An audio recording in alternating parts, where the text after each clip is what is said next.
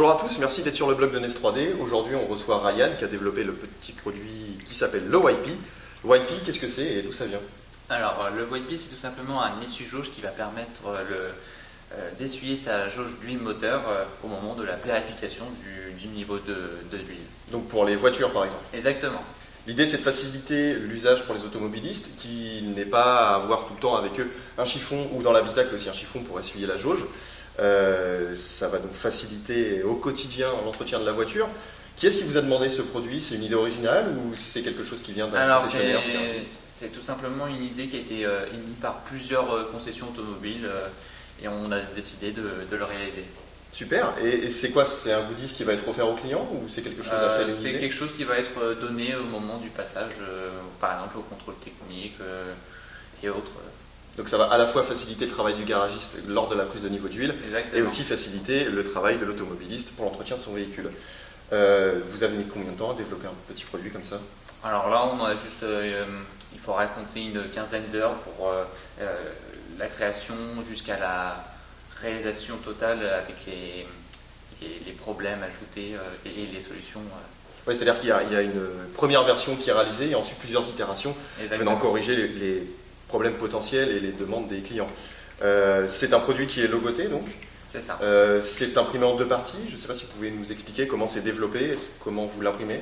Alors le but était de faire quelque chose de simple, facile à réaliser et qui prend moins de 5 cm de largeur. Et tout simplement, on a fait un capot qui permet tout simplement pour nous d'insérer une mousse absorbante pour absorber l'huile moteur. Et une fois qu'il est clipsé, il n'est pas possible de le retirer. Quand il est clos, c'est le modèle est fini. Exactement. Il n'y a pas de honte à dire qu'on cherche à faire un maximum de rentabilité sur un plateau. Donc vous nous avez dit qu'il faut que ça prenne maximum 5 cm. C'est pour pouvoir en mettre combien sur un plateau? Ça permet d'en mettre jusqu'à 60 par plateau sur des plateaux standards. Donc on en fait combien par jour? On pourrait monter jusqu'à actuellement 1500 pièces par jour. D'accord, sans trahir la réalité des choses. On en a déjà vendu quelques milliers et on espère en vendre encore un peu plus. Simplement, c'est le temps que la demande rencontre le produit. C'est donc un produit extrêmement utile. Est-ce que vous pouvez nous parler du matériau, de la manière dont c'est imprimé, de la température, tout ça? Alors nous avons commencé à utiliser au départ un filament de type PLA, qui est tout simplement un filament le plus utilisé au quotidien. Le problème que nous avons rencontré est tout simplement la température au niveau du moteur qui peut atteindre plus de 100 degrés. Et le problème c'est que le PLA est un filament qui tient jusqu'à 60 degrés. On a opté pour un filament PLA Ultra de chez Volumic. Ça permet de résister jusqu'à des températures jusqu'à 160 degrés. Ah oui, quand même. Donc il n'y a plus de soucis niveau température. On est sûr quand on ouvrira son capot de ne pas trouver une flaque de PLA. Exactement. Et ça permet aussi de garder aussi les conditions PLA qui sont le biodégradable. Quel intérêt d'avoir produit cette petite pièce en impression 3D plutôt que d'être passé directement à l'injection plastique? Alors ça permet tout simplement d'être rentable en produisant très peu de pièces.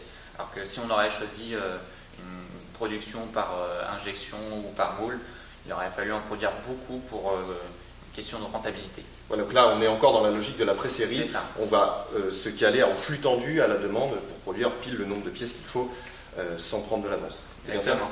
Et l'un des autres intérêts, j'imagine, c'est d'avoir pu produire plusieurs itérations d'affilée jusqu'à tomber sur la pièce qui soit parfaite.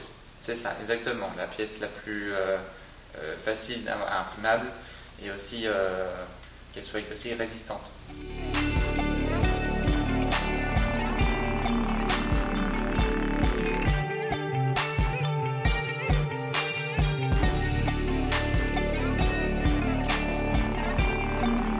Merci à tous de nous avoir suivis. On se retrouve bientôt sur le blog de NES pour pourquoi pas parler d'impression plate photoréaliste ou d'inox 300 cz.